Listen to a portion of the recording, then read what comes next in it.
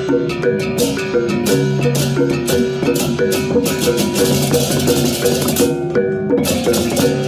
guys, welcome back to my channel. Nah, kita sekarang membahas tentang sejarah ogoh-ogoh. Terdapat banyak versi cerita mengenai awal mula munculnya tradisi ogoh-ogoh ini. Pertama, ada yang mengatakan bahwa awal mula tercetusnya ide membuat pawai ogoh-ogoh ini berkaitan dengan ditetapkannya Hari Raya Nyepi sebagai Hari Raya Nasional oleh Presiden RI sekitar tahun 1983. Di mana disebut-sebut sebagai luapan rasa sukacita setelah Presiden Soeharto menetapkan Hari Raya Nyepi sebagai hari libur nasional sejak tahun 1983 guys.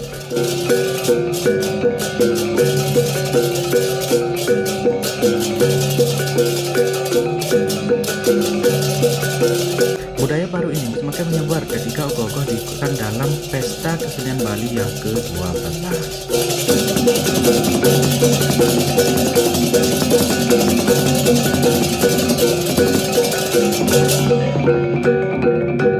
Pembuatan ogoh-ogoh pertama kali dilakukan di Banjar-Apian Batu, Kesiman dengan pemakarannya yaitu Bapak Imade Jayadi. Ketika itu bentuknya masih sederhana, tubuhnya yang terbuat dari ambu atau daun muda dari pohon enau ditambah dengan topeng seadanya.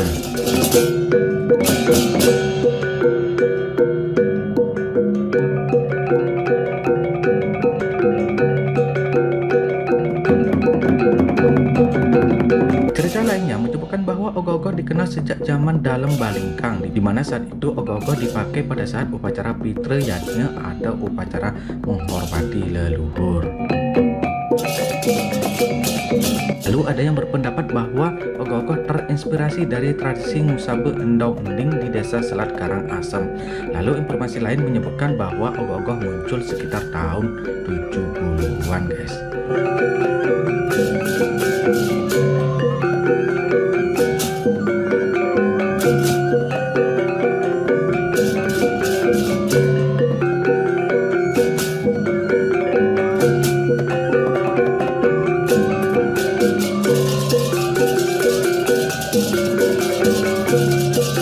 Diolah dari berbagai sumber, berikut 3 fakta tentang ogoh-ogoh yaitu 1. Ogoh-ogoh tak berkaitan dengan Taur Kesange atau Hari Raya Nyepi.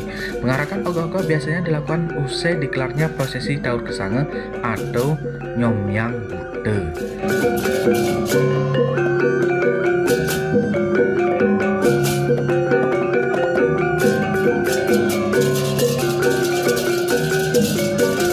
Ogoh-ogoh sebenarnya tidak memiliki hubungan langsung dengan perayaan Hari Raya Nyepi. Artinya meskipun pawai ogoh-ogoh ditiadakan, perayaan Hari Raya Nyepi tetap dapat berjalan guys.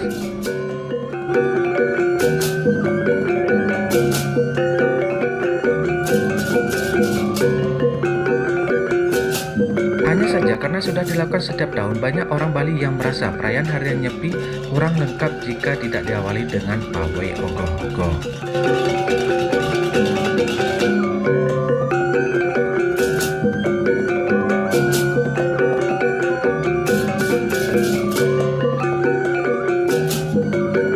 Sebenarnya tidak memiliki hubungan langsung dengan upacara Hari Raya Nyepi. Sejak tahun 80-an, umat Hindu mengusung ogoh-ogoh yang dijadikan satu dengan cara mengelilingi desa dengan membawa obor atau yang disebut acara ngerupuk. Pada umumnya, ogoh-ogoh diarak menuju suatu tempat yang diberi nama semeng sebelum dibakar atau pada saat pembakaran mayat.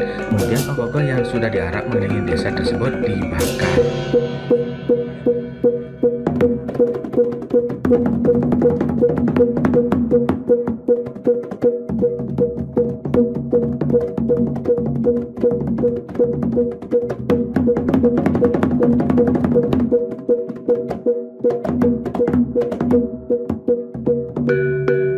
Karena bukan sarana upacara, ogoh-ogoh itu diarak setelah upacara pokoknya selesai diiringi irama gamelan khas Bali yang diberi nama Bleganjo.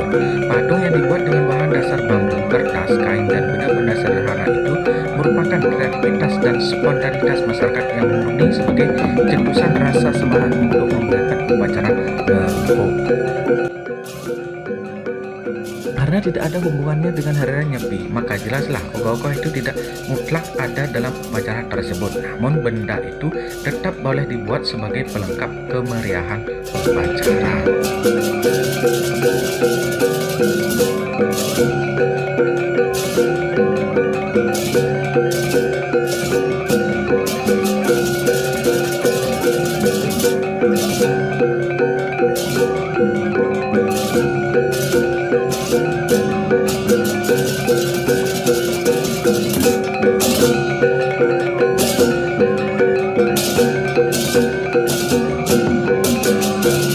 Muncul di tahun 1980-an. Jika dilihat dari latar sejarah, ogoh-ogoh pertama kali muncul sekitar tahun 1980-an. Sejak saat itu orang Hindu mengusung ogoh-ogoh dengan cara mengelilingi desa dan bertujuan untuk mengusir budekala atau aura jahat. 3. Ajang berekspresi. Pawai ogoh-ogoh saat malam pengerupukan di Bali telah menjadi wadah berekspresi, khususnya bagi para Yowana atau pemuda di Bali. Fungsi ogoh-ogoh adalah sebagai representasi budekala, dibuat menjelang Hari Raya Nyepi dan diarak beramai-ramai keliling desa pada senja hari pengerupukan, sehari sebelum Hari Raya Nyepi. Menurut para cendekiawan dan praktisi Hindu Dharma, proses ini melambangkan keisyafan manusia oleh kekuatan alam semesta dan waktu yang maha dahsyat. Kekuatan tersebut meliputi buana agung atau alam raya dan buana alit atau dalam diri manusia.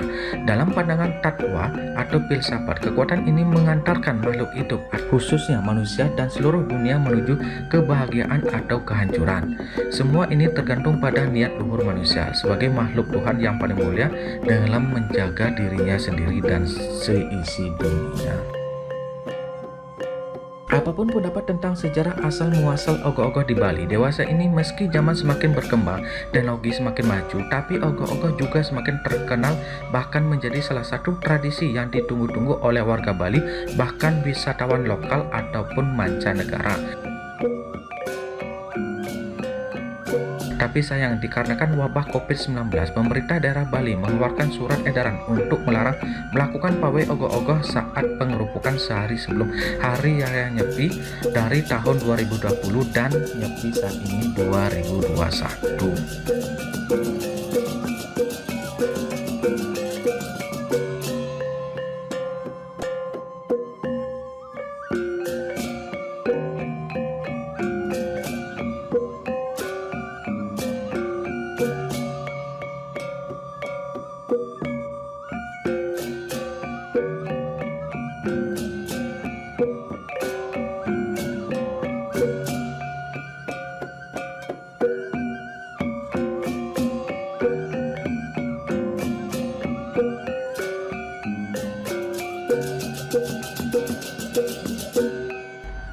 Melalui instruksi itu, Koster resmi melarang pelaksanaan festival ogoh-ogoh dalam rangkaian Hari Raya Nyepi. Hal ini sebagai upaya penjagaan jarak sosial atau social distancing. Oke, jadi gitu guys, secara singkat ogoh-ogoh khusus menyambut Hari Raya Nyepi tahun Saka 1943. Rahajang Nyangre Raina Nyepi Saka 1943 dumugi Presiden Laksana Catur Brata Penyepian. Om Santi Santi Santi.